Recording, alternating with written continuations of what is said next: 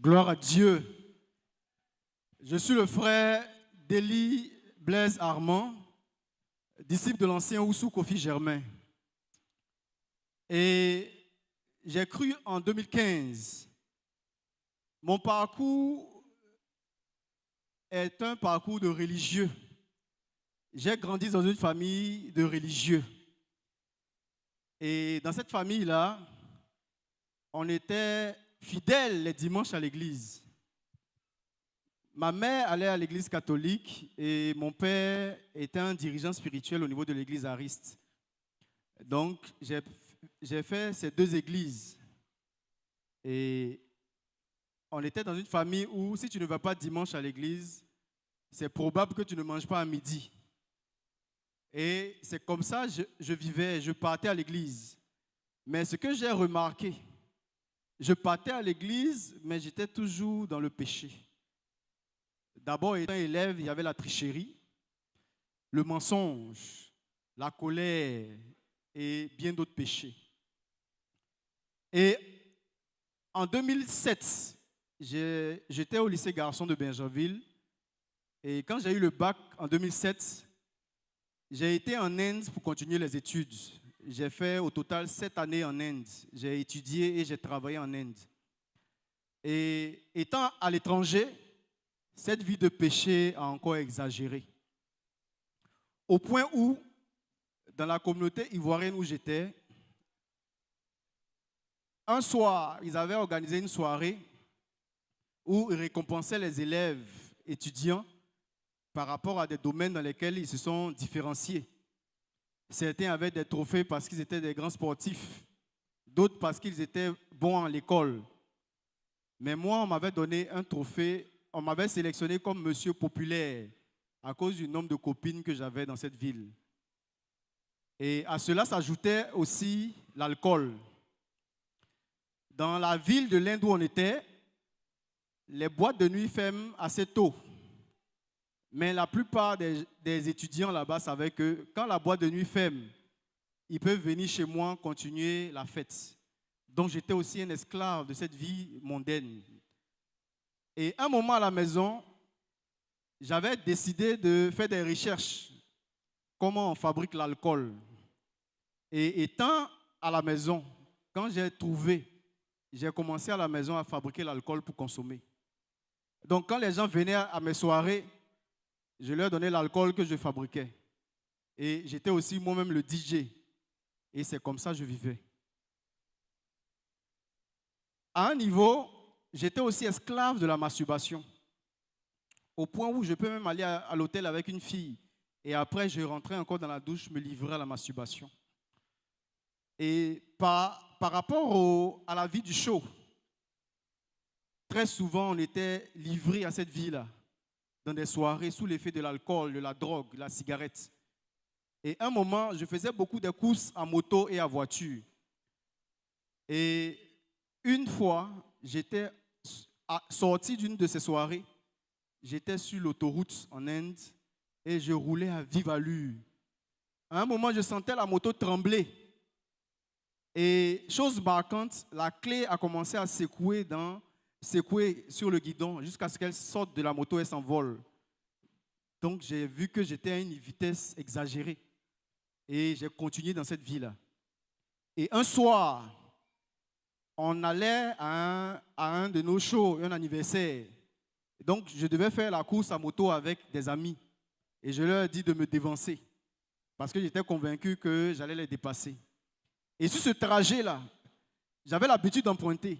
Parce que souvent, je faisais aussi souvent ce qu'on appelle les freestyles. Tu t'arrêtes sur la moto sans attraper le guidon. Et ce jour-là, il y avait des dos d'âne sur la voie.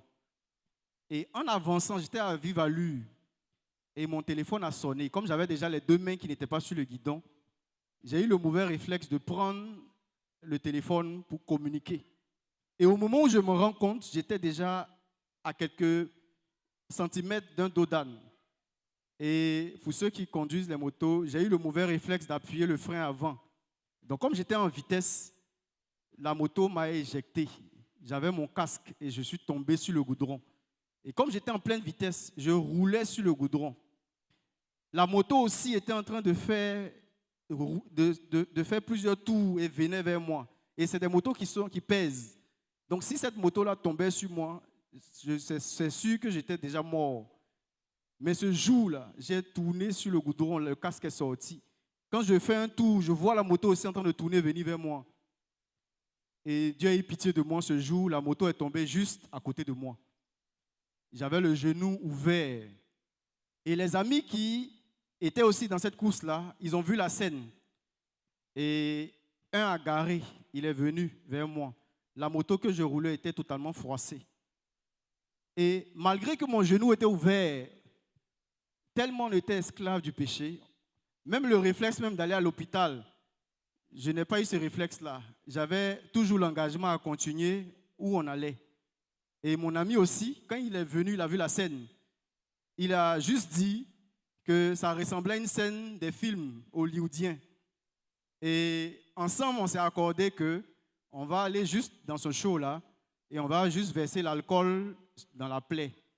Et c'est comme ça, on a juste poussé ma moto et on est parti à ce show. Et c'est dans cette vie-là que j'étais.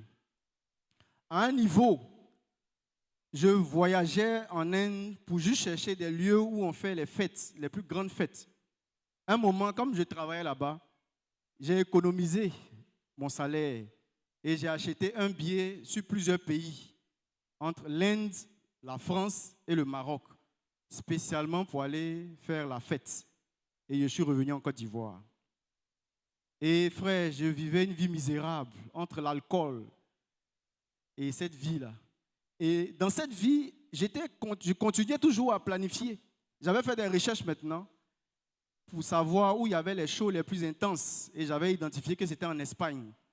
Et je commençais aussi à planifier que je vais économiser mon argent pour aller en Espagne, où il y a la capitale mondiale du show, pour aller là-bas. Et après ces 7 années en Inde, je suis finalement revenu en Côte d'Ivoire.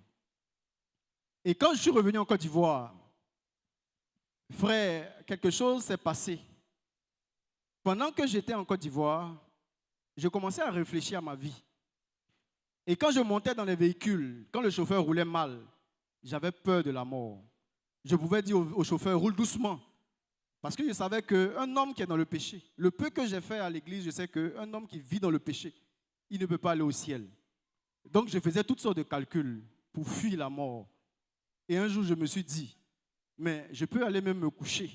Et la mort je vais mourir dans le sommeil. Et c'est dans cette période-là, j'ai commencé à chercher Dieu. Mais ma recherche de Dieu était juste à partir d'un engagement. Je dis, comme c'est le péché qui fatigue, je vais faire tout pour abandonner le péché. Je vais juste prendre une décision. Et puis je laisse le péché, c'est fini. Mais frère, quand j'ai pris cette décision, j'ai reçu seulement à réduire la vie du péché.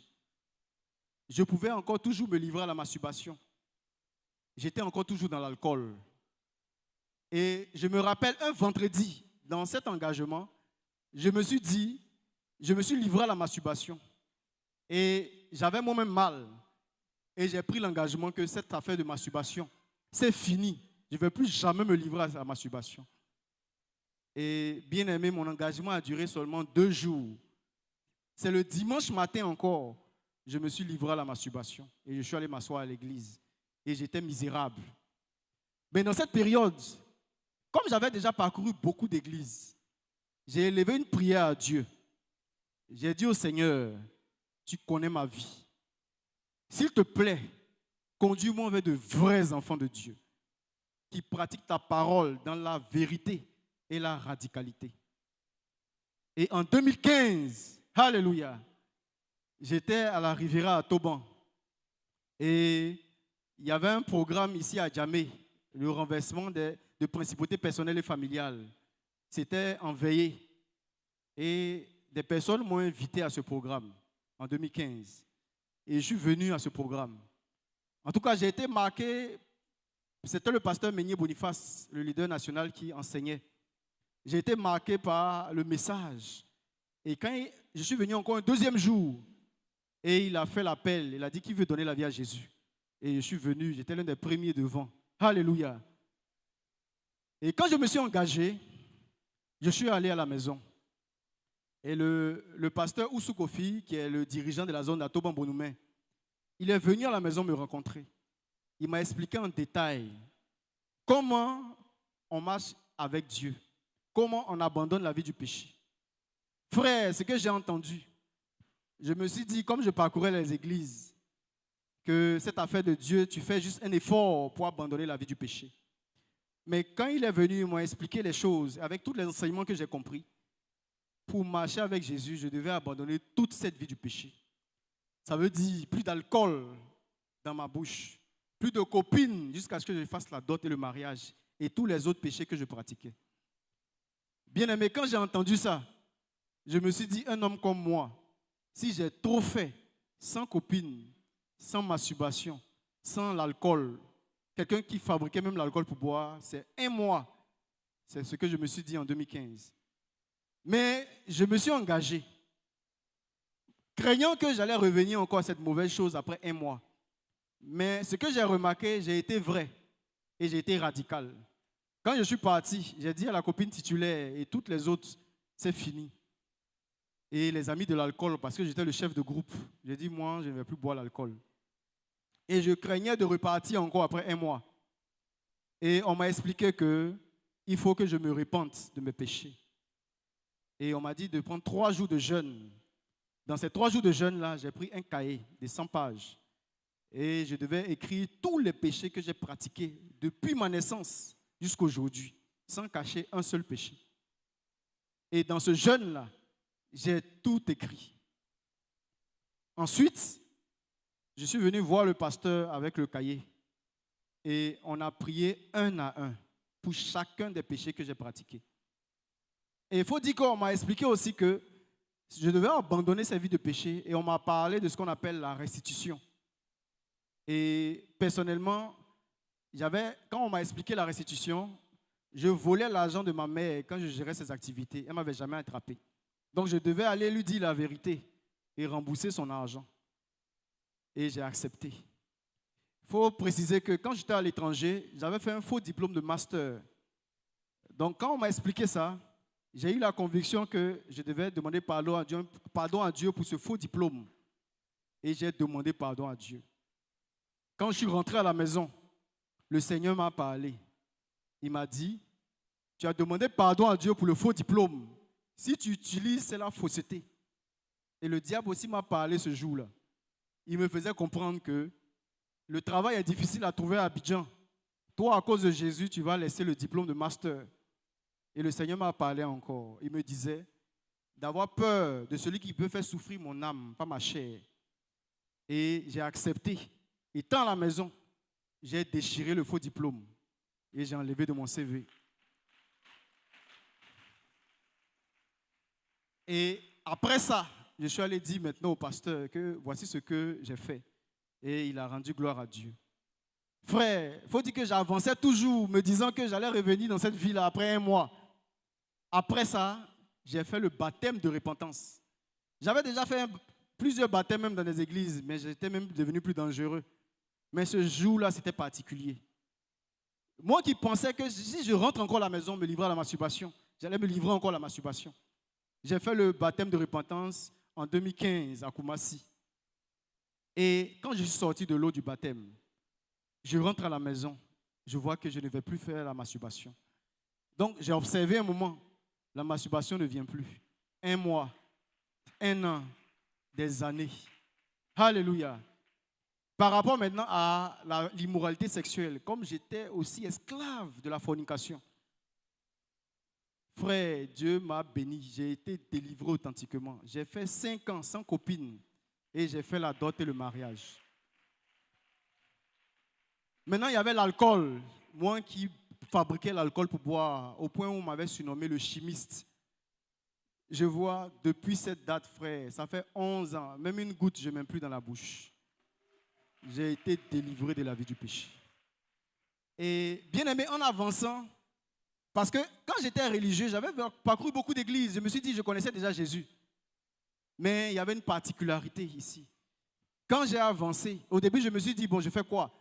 Je vais repartir chez mon pasteur. Après, j'ai dit non, je vais m'asseoir pour bien comprendre cette affaire-là. Et frère, quand j'ai avancé, tellement j'ai grandi dans la compréhension des choses, j'avais discerné que mon pasteur même, il était dans la fausseté. Donc je suis allé lui prêcher lui-même, pour qu'il vienne aussi. Gloire à Dieu. Et j'étais aussi, en avançant, souvent, je me demandais, mais pourquoi j'étais dans cette vie d'immoralité? Qu'est-ce que je gagnais dedans? Et quand j'ai goûté la vie en Jésus, j'ai été tellement émerveillé. Et un jour, je me suis assis et j'ai dit à Satan que si tu veux, envoie les plus belles femmes du monde, envoie les milliards, la vie du show que je poursuivais. Même une seconde, je ne veux plus laisser Jésus. Alléluia. Frère, voici comment, étant religieux, allant en enfer, le Seigneur a eu pitié de moi. Il m'a délivré de la mauvaise manière de vivre. Et aujourd'hui, je suis je suis marié et père de 2 enfants. Et il faut dire que quand j'avais renoncé au faux diplôme, au début, je m'inquiétais. Est-ce que je vais avoir un travail conséquent en Côte d'Ivoire? Mais le Seigneur m'a béni. À un moment, j'étais même assistant économique et marketing à l'ambassade de l'Inde, auprès de l'ambassadeur de l'Inde. Et aujourd'hui, je travaille et je suis un entrepreneur. Et je veux rendre toute la gloire au Seigneur Jésus pour sa bonté envers moi. Amen. On acclame très fort pour le Seigneur Jésus, plus fort que ça.